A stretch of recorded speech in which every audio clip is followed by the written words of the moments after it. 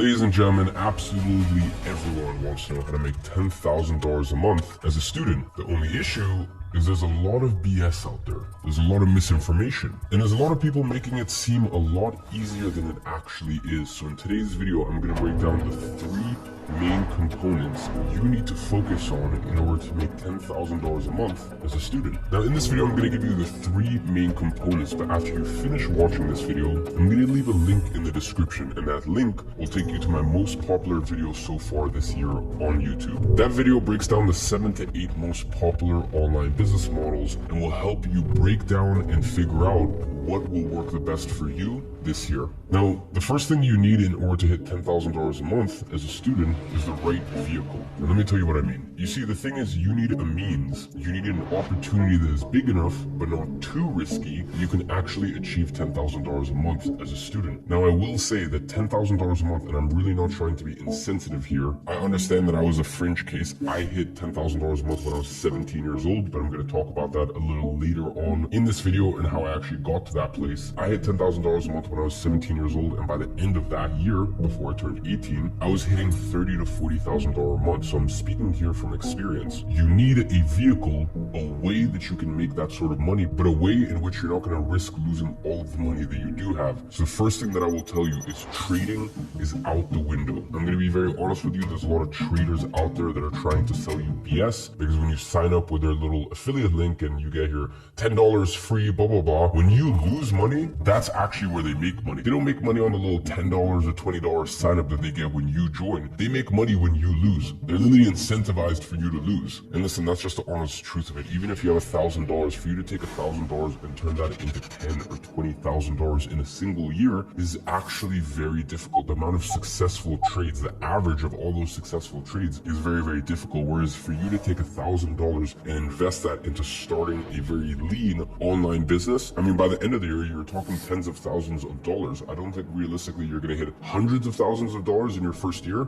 It happens sometimes, but it's very unrealistic. But definitely by the end of the year, you should be making more than your average salary if you were just working a traditional 9 to 5. And the best part is you should be able to do it remotely. So in order to make money, you need something that spits out free cash flow. And what I mean by that is profit that you can actually use. Because here's the other thing I'm going to tell you. People always look at net worth. They go, oh, he has $100 million net worth, but his entire net worth is in his company. And he can't take out money out of his company because he may have investors or this and that. Or you have certain people, for example, a lot of people in the property game where they have a lot of money, their portfolio is worth a lot, but they're not very cash rich. They don't actually have a lot of cash laying around. They're wealthy, but their money is tied up in places, and that's not the place that you want to be at when you're first starting a business. So a lot of businesses, like for example, building a proper e-commerce brand, and by the way, when I say proper e-commerce brand, once again, I'm speaking from experience. I've had an eyewear company for a few years, and the thing is, the packaging, everything is beautiful. We've got this beautiful black velvet finish on the inside. So this business is okay. It's my smallest business. It makes around $1.2 to $1.5 million a year, and that sounds great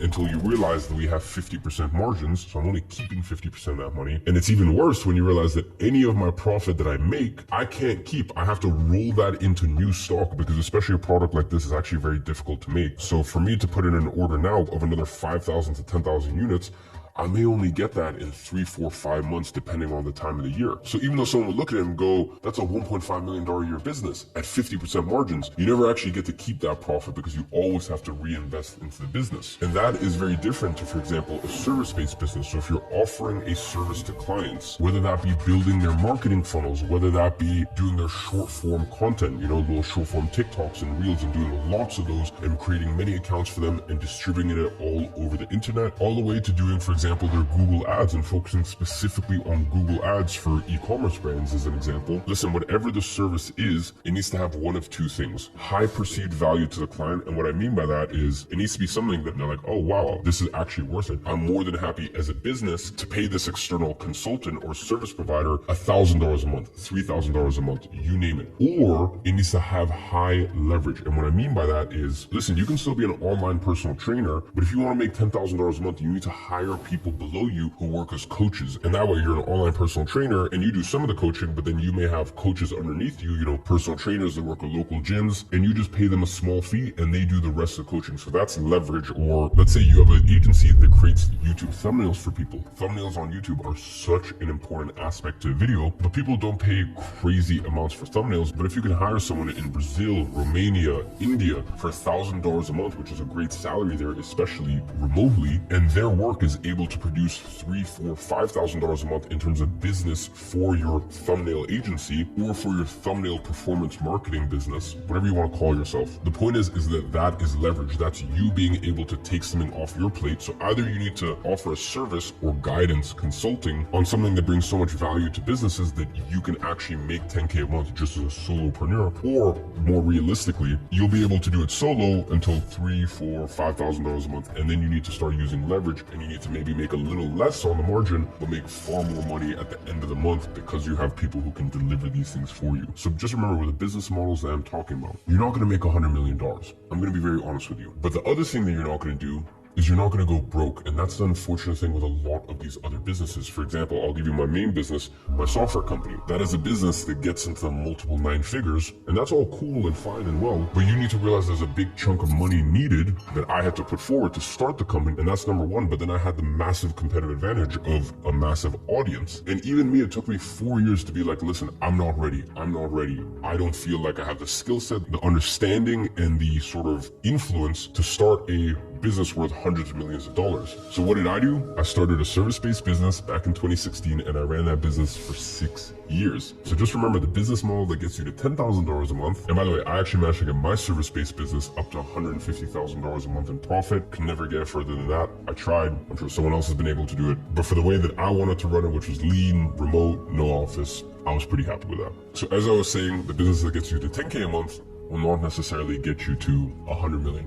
But that's okay. Baby steps here. Choose the right vehicle for the right career stage you're at. And then the next component to making $10,000 a month, once you find the right vehicle, is stretch out the timeline. And here is the very unfortunate thing about social media. You see, 20 years ago, if you were, let's say 21 years old and you were making $4,000 a month without having to go to a traditional 9 to 5, you would think that you are a king. You would think that you're a baller. You would think that you are killing it. And we live in such a up world where now you look online and you think, I'm 21 years old and I don't work a traditional 9 to 5 and I have location freedom and I have time freedom. I can wake up whenever I want, but I'm only making $4,000 a month. I'm not making $10,000 a month. And you feel depressed because of it. How up is that? And by the way, I even know that I have a part to play in that, because what I've been able to do in my career at my age is not normal. But that's why I always like to tell people that, listen, what I've done is very unrealistic, and a third of it was incredible dedication and hard work. A third of it was timing, creating the right businesses at the right time, and the last third of it was luck, or God, or whatever you want to call it, whether you're a person of faith or not. Up to you. So I like to make that very clear to people. And then I also like to point people back to 2015 when I was broke and I was starting a business to take care of me and my single mom, and I was going to the gym every single day and recording it. I was reading a book a week and putting it out on YouTube. So you need to understand, I started my first business, my first venture, and at that point, it was really more of a side hustle. But still, I was making a few $1,000s a month back in 2014. And granted, I only did that for a few months, and then that business model stopped working, and then I moved to the next thing. But really the point is, I was putting in work between 2014 to 2017. And it took me 3 years to hit my first $10,000 a month. And that's totally fine. That's actually pretty cool. If you work as hard as I did, do I think it will take you 3 years? No, because it's so crazy. The internet moves so quickly that back in 2014, I didn't have the opportunities that you can have today. Even things like getting payment processors was so difficult back then. It was such a struggle to even just try to do business being a 14-year-old, whereas these days you have so many more options. So do I think it will take you 3 years? If you really dedicate, pick the right vehicle, follow all of the advice that I give you in this video, do I think that it will take you 3 years? No, honestly, no. But even if it does, who cares? I really cannot stress how vital it is that you set your expectations to making $10,000 a month. Set your expectation not in months, but in years. Don't think how many months it's going to take me. Think how many years. Now, here's the thing.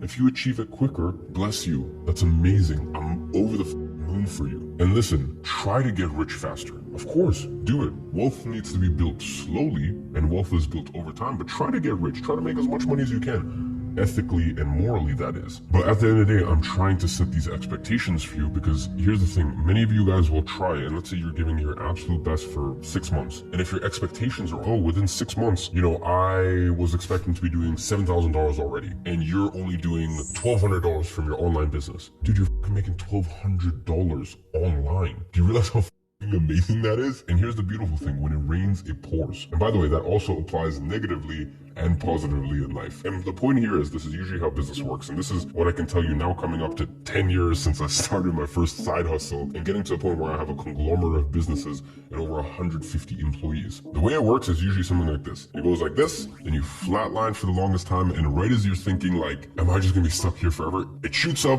and then you flatline, it shoots up, and by the way, within these points, you have little down moments and stuff like that. But the point is, there's a lot of flatlining. There's a lot of you getting to a new level in life and then really cementing it, really setting that foundation. So I wanted to make this clear, and I wanted to make this one of the other components, just so that way your expectations are clear, they're in the right place, and so you don't quit before you even properly try. Now, the last component to making $10,000 a month, and it's kind of like if you're running a marathon, I would much rather tell people that, hey, on mile 18, that's really going to be the tough mile. That's really where things are going to get rough, because at least when you face something, if you have context beforehand, it makes it a little easier and you feel less alone. So I want to give you guys context not only for how to get to 10K, but what happens once you hit 10K. You see, the third component is not just getting there, it's staying there. You see, making $10,000 a month, and once again, I'm really trying my best not to be insensitive here. I get it, I have done it, I've witnessed thousands of people do it, even in my close proximity. So I know that for me, it may seem easier than for you guys. For some of you guys, you may be looking at this and going, okay, well, it's easy for you to say, but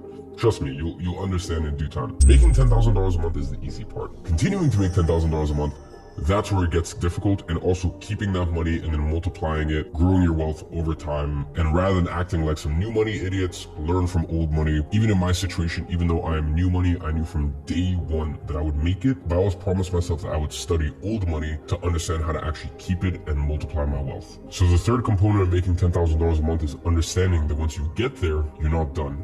That is actually simply just the beginning. Now it is time to cement your place, have that as a baseline, and the crazy thing is we all have financial baselines. For me, I remember when my baseline was $1,000 a month, and this is around 6 years ago. I was still in school at this point. And that doesn't mean what you're trying to make, what you're aiming to make. It just means if you go below that point, it will keep you up. You're like, this, it doesn't match your identity. You're like, this isn't me. And I remember when it went from $1,000, and then went to $5,000, and then went to $10,000. And listen, since then I've been very blessed to have an amazing career, and it's gone up to $100,000 a month, and now $1 million a month, and God willing, at some point it'll be a few $1 million a month, and that'll be my absolute baseline. I can't even conceive a reality where it's less than that. So the point I'm trying to make is, once you get to 10K a month, it's more than about making it an identity. It's more than about making that as your baseline. As I said, your financial identity is not what you're aiming for. It's where anything below that, and you